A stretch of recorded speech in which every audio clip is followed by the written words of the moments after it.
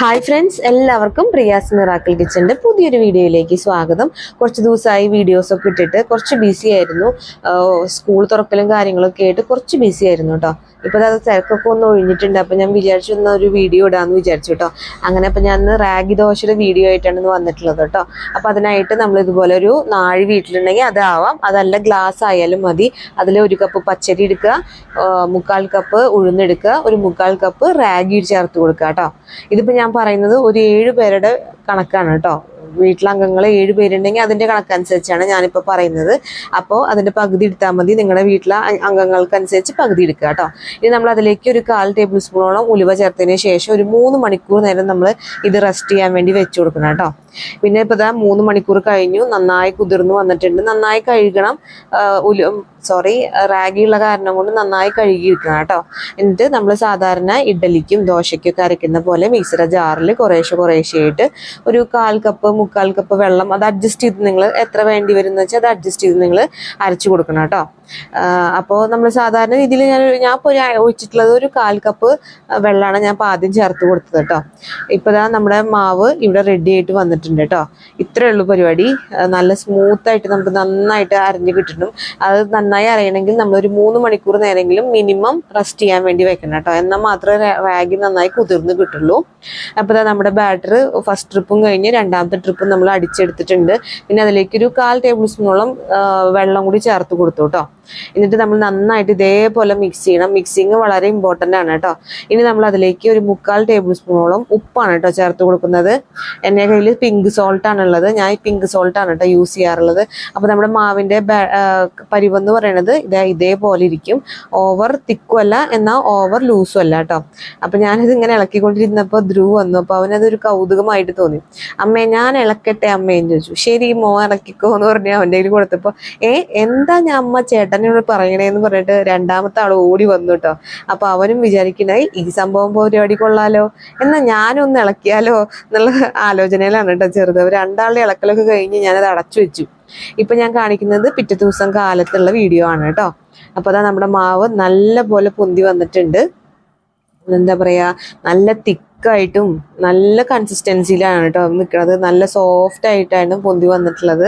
ഞാൻ വിചാരിച്ചിട്ടില്ല മാവ് ഇത്ര നന്നായിട്ട് പൊന്തി വരുന്നു. വേറെ ഒന്നും കൊണ്ടല്ല, അരയ്ക്കാൻ ഇത്തിരി ലേറ്റായി. പിന്നെ തണുപ്പ് സീസൺ അല്ലേ, അപ്പം അത് കാരണം കൊണ്ട് അധികം പൊന്തില്ല എന്നാണ് കേട്ടോ ഞാൻ വിചാരിച്ചത്. ഇനി നമ്മൾ സാധാരണ ദോശയുടെ മാവ് ചെയ്യണ പോലെ തന്നെ ഒരു 1/4 കപ്പ് വെള്ളം ഒഴിച്ചതിന് ശേഷം ഒരു 1/4 ടേബിൾ സ്പൂൺ ഉപ്പും ചേർത്തതിന് ശേഷം നന്നായി മിക്സ് ചെയ്തിട്ട് ദോശത്തട്ട് ചൂടാകുമ്പോൾ നമ്മൾ ദോശ ഇതുപോലെ പരത്തി കൊടുക്കുകയാണ് കേട്ടോ. നമ്മൾ സാധാരണ ദോശ പരത്തണ പോലെ തന്നെ സിമ്പിളായിട്ട് നമുക്ക് ഈ ദോശ പരത്തിയെടുക്കാൻ പറ്റും കേട്ടോ. നമ്മളിനി അതിലേക്ക് നല്ലെണ്ണയാണ് കേട്ടോ ചേർത്ത് കൊടുക്കുന്നത്. ഞാൻ ദോശ ഉണ്ടാക്കുമ്പോൾ നല്ലെണ്ണ ചേർത്ത് കൊടുക്കാറുണ്ട്. ഒരു പ്രത്യേക ഫ്ലേവറും മണമൊക്കെ കിട്ടും. പിന്നെ ഞാനതിലേക്ക് പാലക്കാടൻ ബ്രാഹ്മിൺസിൻ്റെ പാലക്കാടൻ ചട്നിപ്പൊടി എന്ന് പറഞ്ഞിട്ടൊരു പാക്കറ്റ് നമുക്ക് വാങ്ങാൻ കിട്ടും. നിങ്ങളെല്ലാവരും ഒന്ന് ട്രൈ ചെയ്ത് നോക്കൂ കേട്ടോ. അത് ഒരു പൊളി ഐറ്റം തന്നെയാണ്. അപ്പോൾ അത് ദോശയുടെ മുകളിൽ ഇങ്ങനെ തൂക്കി കൊടുത്തിട്ട് നന്നായി മുരിഞ്ഞു വന്നു കഴിഞ്ഞാൽ ശരിക്കും പറഞ്ഞാൽ ചമ്മന്തിയോ ചട്നിയുടെ പോലും ആവശ്യമില്ല. അതിങ്ങനെ റോൾ ചെയ്ത് കഴിക്കാൻ നല്ല ടേസ്റ്റാണ് കേട്ടോ. അപ്പോൾ നമ്മുടെ റാഗി ദോശ ഇവിടെ റെഡി ആയിട്ട് വന്നിട്ടുണ്ട്. നല്ല ക്രിസ്പി ആയിട്ട് നന്നായിട്ട് മുരിഞ്ഞിട്ട് നമുക്ക് കിട്ടിയിട്ടുണ്ട് കേട്ടോ. അപ്പോൾ ഇത്ര ഈസിയാണ് നമ്മുടെ റാഗി ദോശ ഉണ്ടാക്കാനായിട്ട്. പക്ഷേ നമ്മളത് റാഗി പൊടി വെച്ച് നമ്മൾ ഉണ്ടാക്കുമ്പോൾ ഇത്രയും നന്നായിട്ട് നീറ്റായിട്ട് നമുക്ക് ദോശ ഉണ്ടാക്കിയെടുക്കാൻ പറ്റില്ല. ചൂട് കൂടെ കുറേ ചെയ്ത് കഴിഞ്ഞ് കഴിഞ്ഞാൽ അതിവിടെ കട്ട പിടിച്ച് നന്നായിട്ട് പരത്താനും പറ്റാതിരിക്കും കേട്ടോ. പക്ഷെ നിങ്ങൾ ഇങ്ങനെ ഒറ്റ പ്രാവശ്യമെങ്കിലും ഉണ്ടാക്കി നോക്കി നോക്കൂ. അത്രയും നല്ല ടേസ്റ്റാണ്, ഹെൽത്തിയാണ്. റാഗി വളരെയധികം ഹെൽത്തിയാണ്. അപ്പോൾ നമ്മൾ ഒറ്റ പ്രാവശ്യമെങ്കിലും നിങ്ങളിത് വീട്ടിലൊന്ന് ഉണ്ടാക്കി നോക്കുക.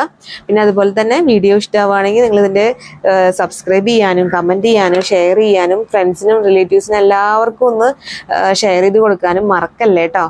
അപ്പോൾ നിങ്ങളുടെ സപ്പോർട്ട് ഉണ്ടെങ്കിൽ മാത്രമേ എനിക്കിനി മുന്നോട്ട് പോകാൻ സാധിക്കൂ. അപ്പോൾ നിങ്ങളെല്ലാവരും എനിക്കൊന്ന് സപ്പോർട്ട് ചെയ്യണേ. അപ്പോൾ നമുക്ക് ദോശ റെഡിയായി, നമുക്കൊരു ചമ്മന്തി അരച്ചാലോ. അപ്പോൾ അതിനായിട്ട് നമ്മൾ നാളികേരമാണ് കേട്ടോ എടുത്തിട്ടുള്ളത്. ഒരു 1/4 മുറി നാളികേരം നമ്മളിപ്പോൾ ഇതിനു വേണ്ടി എടുത്തിട്ടുണ്ട്. അപ്പോൾ ഞാൻ എൻ്റെ വെള്ളയപ്പത്തിൻ്റെ വീഡിയോ കണ്ടവർക്ക് മനസ്സിലായിട്ടുണ്ടാവും. ഞാൻ നാളികേരം ഇങ്ങനെ ക്രഷ് ചെയ്തിട്ട് എടുക്കാറാണ് പതിവ്. എന്നിട്ട് മിക്സിയുടെ ജാറിലിട്ടിട്ട് അടിച്ചെടുക്കാനാണ് കേട്ടോ പതിവ്. അപ്പോൾ നമ്മൾ നാളികേരം എടുത്തതിന് ശേഷം ഒരു നെല്ലിക്കയുടെ വലിപ്പത്തിൽ, ഒരു ചെറിയ നെല്ലിക്കയുടെ വലിപ്പത്തിൽ പുളിയാണ് നമ്മൾ എടുത്തിട്ടുള്ളത്. പിന്നെ നമ്മൾ ഇതുപോലെ ഉണക്കമുളകില്ലേ, ആ ഉണക്കമുളക് ഗ്യാസിന് ഇതുപോലെ തന്നെ ചുട്ടെടുക്കുകയാണ് ചെയ്യുന്നത്. അതിപ്പോൾ പപ്പടക്കോലുമ്പോൾ വെച്ചിട്ട് ചെയ്താലും മതി കേട്ടോ. ഇങ്ങനെ സ്ട്രെയിറ്റ് ആയിട്ട് കാണിക്കണമെന്നില്ല, കയ്യിൻ്റെ പണി പോയി തീരും. പക്ഷെ എനിക്ക് നേരെ ഇല്ലാത്തതുകൊണ്ടും പിന്നെ മോനെ സ്കൂളിൽ വിടണം, അപ്പം മൊത്തത്തിൽ തിരക്കായതുകൊണ്ട് ഞാൻ എളുപ്പപ്പണിക്ക് ചെയ്യുന്നത് കേട്ടോ. നിങ്ങൾ ആരും ഇത് എന്താ പറയുക മുളകൊന്നും ഇങ്ങനെ നേരിട്ട് ചെയ്യുന്നരുത്. ഇനി ഇതാ നമ്മൾ ഉപ്പും കൂടി ചേർത്ത് മിക്സിയുടെ ജാറിലിട്ട് അടിച്ചെടുത്തു. അപ്പോൾ ഇത്രയേ ഉള്ളൂ നമ്മുടെ ചമ്മന്തിയുടെ കളർ. നിങ്ങൾ നോക്കണ്ട, കാരണം മുളക് പൊടി ചേർത്തിട്ടില്ല, അപ്പോൾ ഉണക്കമുളകാണ് നമ്മൾ ചേർത്ത് കൊടുത്തിട്ടുള്ളത്. അപ്പോൾ അതാണ് അതിൻ്റെ കളർ അങ്ങനെ ഇരിക്കുന്നത് കേട്ടോ. അപ്പോൾ ചമ്മന്തി കുറച്ച് ഡ്രൈ ആയി നിങ്ങൾക്ക് തോന്നുന്നുണ്ടെങ്കിൽ 1 ടേബിൾ സ്പൂൺ വെള്ളം കൂടി ചേർത്ത് കൊടുക്കുക കേട്ടോ. എന്നിട്ട് 1 ടേബിൾ സ്പൂൺ ഓയിലും കൂടി ചേർത്ത് കൊടുത്ത് നന്നായി മിക്സ് ചെയ്ത് കഴിഞ്ഞാൽ നമ്മുടെ ചമ്മന്തി ഇവിടെ റെഡി ആയിട്ടുണ്ട്. ഇനി കരിവേപ്പില ഉണ്ടെങ്കിൽ കരിവേപ്പിലയും കൂടി പൊട്ടിച്ചിട്ട് കൊടുക്കുക കേട്ടോ, ഒരു പ്രശ്നവുമില്ല. അപ്പോൾ ഇത്രയേ ഉള്ളൂ നമ്മുടെ അടിപൊളി ദോശയും ചമ്മന്തിയും ചട്നിപ്പൊടിയൊക്കെ കൂടി ഒരു പിടി പിടിച്ചാണ്ടല്ലോ, ആഹാ അന്തസ്സാണ്. അപ്പോൾ നിങ്ങൾക്ക് എല്ലാവർക്കും വീഡിയോ ഇഷ്ടമായി കാണുമെന്ന് വിചാരിക്കുന്നു. ഞാൻ ഒരിക്കൽ കൂടി പറയുകയാണ്, എൻ്റെ വീഡിയോസ് ഇഷ്ടമാണെങ്കിൽ പ്ലീസ് ലൈക്ക് ചെയ്യാനും ഷെയർ ചെയ്യാനും സബ്സ്ക്രൈബ് ചെയ്യാനും കമൻറ്റ് ചെയ്യാനും മറക്കല്ലേ കേട്ടോ. ബായ്.